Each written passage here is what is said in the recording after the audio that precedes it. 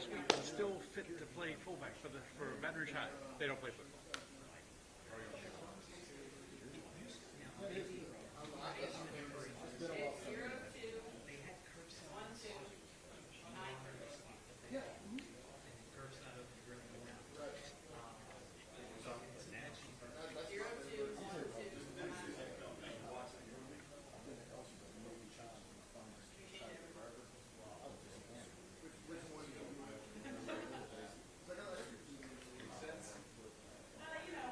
So, what's the deal with Paul Feynman? Is he off?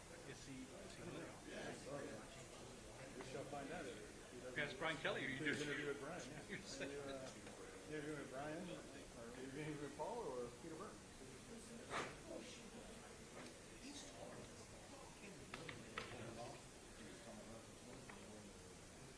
that's what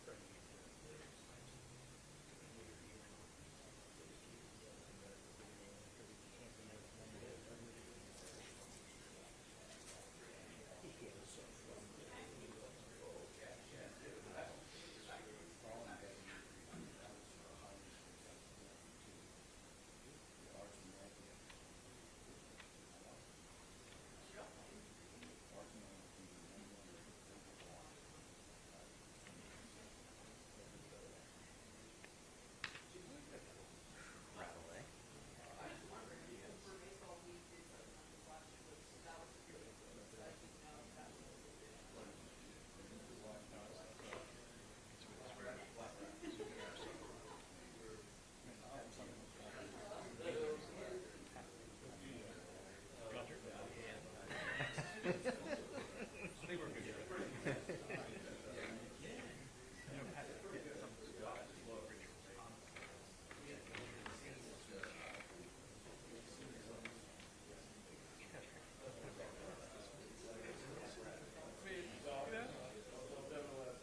Maybe they were simple backwoods people. Somebody with sense of humor.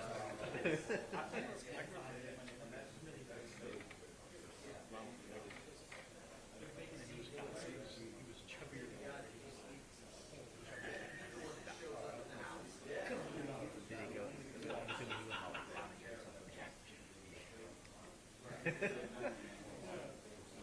refer to me by my full government name. Ronald Page.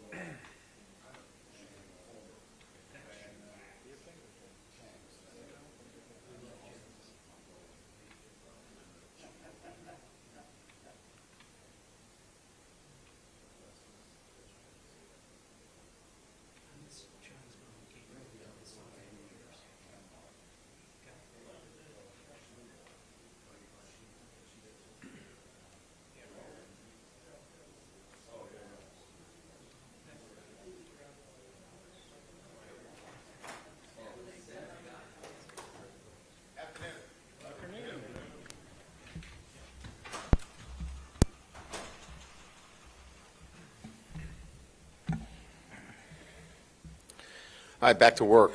Our players returned yesterday after a few days off.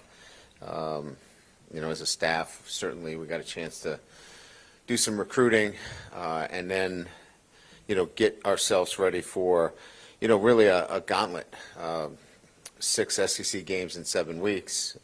And I think we've all realized that each and every week, if you do not play your best against an SEC opponent, you leave yourself vulnerable. So we know that. We know what's in front of us. We're excited about what lies in front of us in a sense of, we've got outstanding teams that we're playing. They're nationally ranked. This is the part of the season now where, teams, begin to show what they're made of. And for us, certainly what we're looking for is a complete game. We have not played a complete game.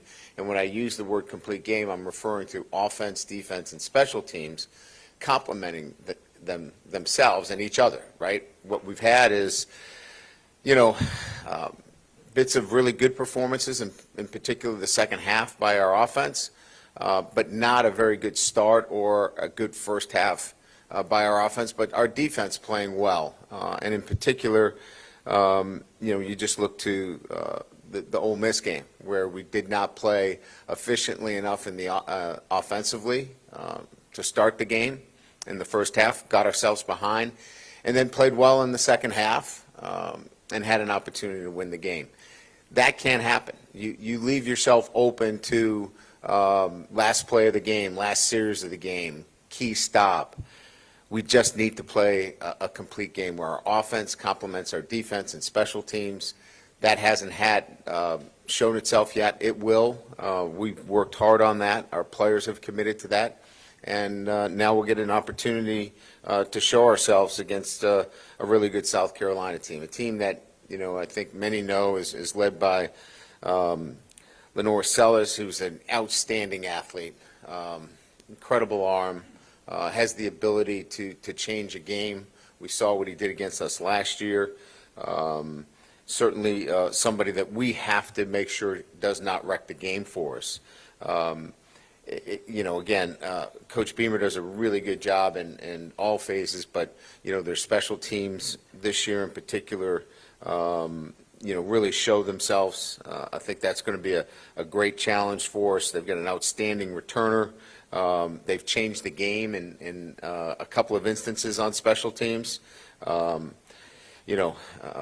Macari Smith, as you guys know, he's got 3 punts for touchdowns already. So that gets your attention immediately, and understanding how important special teams will be in this game. Last year they blocked the punt.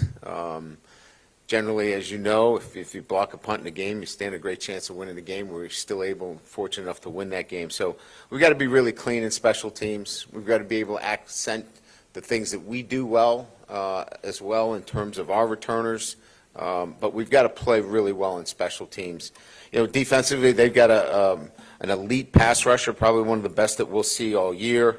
I think, when you look at guys in this league, everybody's got the ability to rush the passer. But again, I think in our situation, we're going to have to do some things to take care of Dylan Stewart. We're going to have to, be very cognizant of where he is. He can obviously disrupt your passing game, and we'll have to be very, very aware where he is. It's accomplished defense. They've got good pieces back from last year. It's going to be a great football game in Tiger Stadium. We're excited to be back at Tiger Stadium and look to continue to have our success there. So with that, we'll open up the questions. Coach, obviously you mentioned the importance of complementary football. How much of a part of that is also trying to capitalize more on some of the turnovers you guys are creating on defense and turning those turnovers into more points? Yeah, I think your point is well taken, Koki. Those have turned into field goals. We need to turn those into touchdowns. I don't know that they've been empty possessions, but they haven't been impactful possessions for us offensively. And so, Yeah, that's part of this, right? This is about playing more consistent football offensively for 4 quarters, and then taking advantage of your opportunities, whether it be special teams, which they have, turnovers, which they have, and we're going to have to continue to do that or get to that level if we want to have the success we're talking about. Brian, just a general health update. Could you kind of give us updates on Weston and Paul and Caden, maybe anybody else that you think might Yeah, be I mean, questionable? I think we'll list Weston is a go, Caden is a go, Nuss is a go, Paul is questionable, and Anderson is a probable. Those are our guys on the report right now. Right. We've seen Alex Atkins sitting next to Joe Sloan in the press box. Can you kind of work through what his role is on game day, and is he influencing play calling or anything like that with Joe working together? Yeah, they're collaborating. In particular, Alex has been assigned the run game, and I think that collaboration occurs. I can hear it on the headsets. They work well together, and that's why, I've said this before. We want to run the ball more efficiently, but I see the signs of that coming together. So we expect that to get better and better as the season goes on. But yeah, those two are collaborating on game day. Coach, last week you talked about wanting to see some differences in the passing game. Yeah. Can you go into a little bit more detail on that? And then secondly, would you want to see the receiver rotation maybe in series be reduced, or is that what you were talking about? Can you just elaborate a little bit more? I think last week or 2 weeks ago, you saw less personnel moving in and out of the game at the wide receiver position. We were setting almost every play for a particular player, and in some instances that's good, but sometimes you don't get the flow of the game, right? There's two things going on. So I think we felt more comfortable what the rotation was last week in terms of our receivers being in and out of the game. And look, I think at the end of the day, it's more explosive plays. We were 1 of 7 when we threw the ball down the field. We've got to hit some of those shots that we came up short on. Those are big plays that usually led themselves for us to touchdowns. So big plays down the field, we've got to hit on those. And then I think finding a nice rhythm offensively where we're not, going over the boards every time, on a shift change. We've got to be a little bit more consistent with our flow. This game included, but also just around the country, there were a lot of quarterbacks heading into the year that people were very, very, very, very excited about, but hasn't always necessarily gone to plan for those guys. So since it's more of a nationwide trend, do you think it's more about quarterback development at the high school level? Is it about the way defenses are sort of attacking quarterbacks nowadays? Like, is there anything that sort of goes into this, or is it just a big coincidence and I'm making this all up? You left me plenty of room there. Koki. Your shield is down. I love it. Look, I come at from this a different perspective, right? I think we have all this build up to the season. We have all this time to read and think about who the best is, and everybody's got to get their shout out as to who the best quarterback is and and sometimes that's just, not realistic. I think what I'm more interested in is let's be a little bit more patient. Let's see how this thing plays out. We got a big stretch of games in front of us. Whatever your narrative is on our quarterback, so be it. You earn what you get in everything you do in life. But there's so much in front of us. So I just think maybe the lesson is in everything we do in life, let's be a little bit more patient. Let's wait till all the facts get out. Let's be a little bit more interested in what this process looks like than trying to get out with some kind of announcement right out of the gates. That's just my opinion. This probably dovetails into that, but last week some unsettling news regarding Kyron Lacey's situation there. Just him having been a part of this team. What were your thoughts on that, and will you use it to address the team regarding it now? No, look, and it does. It kind of follows up on Koki's question is that, I thought that this is a process that takes time. I think I said back in, when this occurred that let's wait until all the information comes out, because for us to make these, universal statements early on, it doesn't serve anybody well. And so, I don't have any facts here. I'm following it just like you guys are. Let's just be patient and make sure that all the information gets out. He's loved by us. was loved before and is loved after. So, there's not really a need to talk to our team. They follow it. They love Kyron. He was a great teammate, and he's going to be missed. Coach, how did Nuss respond to last week, and what do you think you'll have for him this week in preparation for the game? Yeah, I mean, he's like I said, I mean, he's feeling better and better. We didn't do a lot with him last week. We wanted to use that as a recovery week for him. Obviously he did a lot with VR, stayed involved in everything that we're doing, run game checks, splits checks, things of that nature. But we just cut him down from, the throwing. Obviously we're going to go out today. We'll get a bonus day in terms of being able to practice today. So our expectations after talking to him is he feels good and he's ready to go.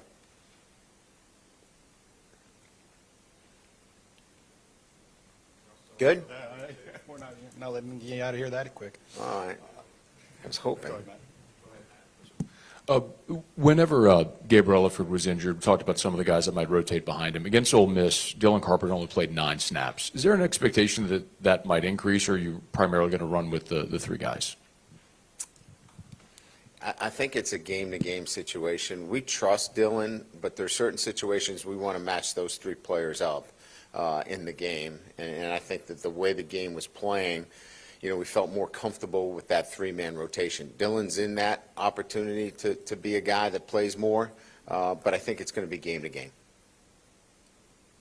Without tipping your hand too much, I mean, were there any other light bulb moments in your self-scout over the bye week that you were like, okay, yeah, this is obviously something we need to look at and figure out? No, I think they're what all we've been so much better in the second half than the first half. From an offensive perspective, play a little bit more to our strengths, and really, like I mentioned, much more of an efficient 4 quarters of offense is what's needed. There's no major changes. There's no, hey, we're going to go to split back veer or do something crazy here. We have to be more efficient in our passing game. We've got to hit shots down the field. And then we have to be much more efficient with the run game. So we've been working hard on it. Our guys have. I'm proud of the way they really locked in last week in a bye week. And my expectations is this offense is going to continue to get better week after week. With a guy like Sellers this week, how do you feel like this team has improved, particularly when it comes to stopping, running quarterbacks, athletic quarterbacks? Yeah, like him? I mean, that's the first question that you would expect to hear. Last year, Sellers, when he was in, hurt us running the football. So first and foremost, we have to have a plan in place to stop the quarterback run. And then you got to keep him in the pocket. He operates best when he's outside the pocket. So, discipline in our pass rush lanes, having a solid scheme up front to take away the quarterback run, and then, let him be who he is, right? I mean, he's a quarterback with great talent.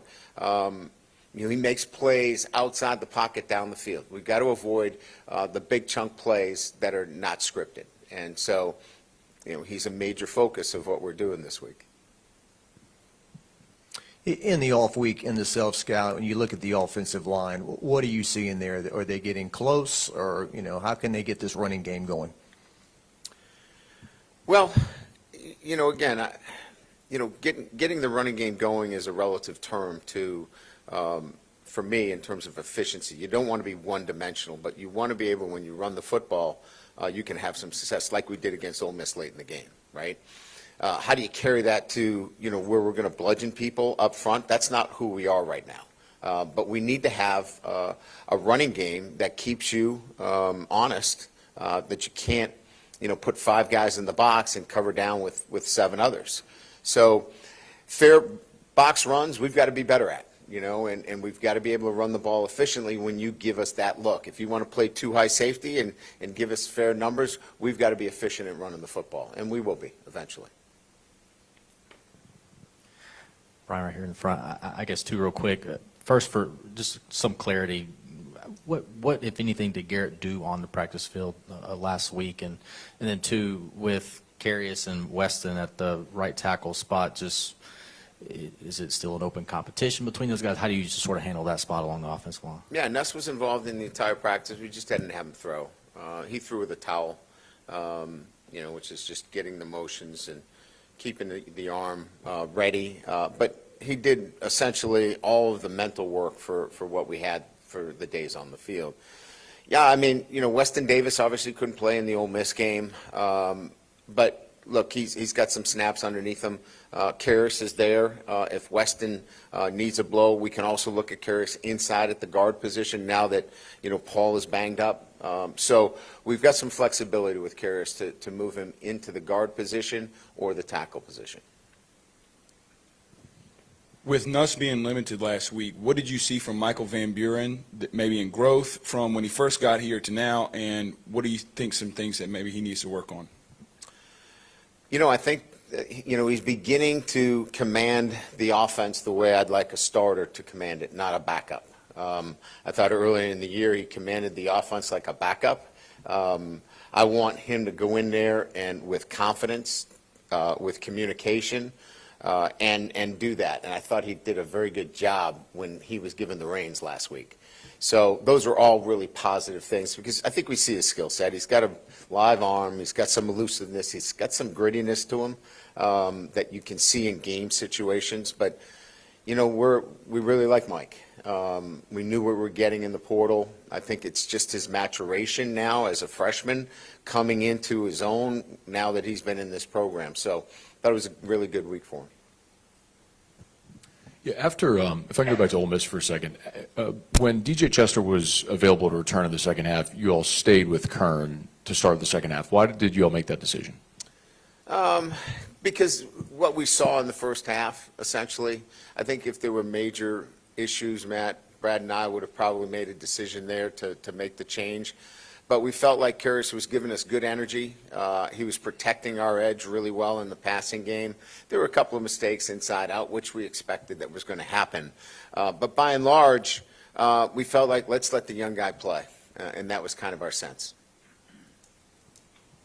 The job that Kyle Parker's doing, you have a number of guys like him. Kyle Parker? Yeah. Yeah, just the job that he's doing. Probably Yeah, doesn't even- absolutely. I think he's,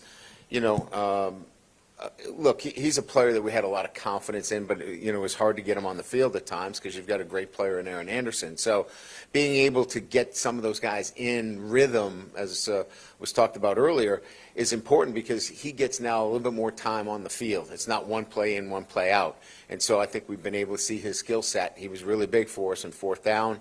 Obviously, a great catch when the ball should have went somewhere else. He catches it and is able to be strong enough to get a first down. So some key catches for us. He's a very important part of our offense. Coach, you mentioned last week about how distractions had been an issue. Some players not locking in for 4 quarters, and you wanted to get that fixed. How do you do that this week before South Carolina as you try to lock in to play complementary football like you mentioned? Yeah, the distractions to me is just, having focus, one play at a time. It's 4 to 6 seconds. You can't let the next play affect the play that's coming up. I think that's sometimes competitive maturity and growing as an individual. I think we have some guys that have that can do that and lock in every single play and not let their play kind of go up and down. It's a process of guys playing and understanding when they see that they're not playing well, they got to remind themselves to lock back in, keep this to a 4 to 6 second play, and move on to the next. And that, I think, as I said, a number of our veteran guys have it. We got to get all of our guys on the same page. You might have talked about this after the Ole Miss game, but I think people said you ran the ball twice in the first half with a running back, perhaps. Is it a case of having to stick with it sometimes, even when you're not having success? Yeah, it's circumstantial to a lot, Jacques, in terms of the runs, right? You want to be able to set up what you're doing as a play caller. And look, I think Joe does a really good job. He obviously is under the microscope. I get it. He gets it. We're looking for balance in our offense. And sometimes the circumstances are such that, a run call doesn't make sense here. But we clearly understand the need for balance. We clearly understand the need to complement our defense, and you can't do it just by throwing it. Obviously, a lot of the focus is on the offense. Or the defense gave up some big plays, maybe more than you used to, but at the same time kept you in the game. They were on the field a lot. How did you feel the defense performed at Ole Miss, and what, if anything, needed to be worked on? What Well, points we of emphasis were gave this up 7 points in the second half. You know, anytime against an Ole Miss offense and Lane Kiffin's offense, if you give up 7, you feel like you should win the game. We just did not meet the level of our defense in that game. Yeah, listen, our defensive players to a man would tell you that was not our best game. But if that's not our best game, it was still good enough for us to win the game if we play up to our standards on offense. That's really, when you break it all down, that's the end of the story there. All right, thank you.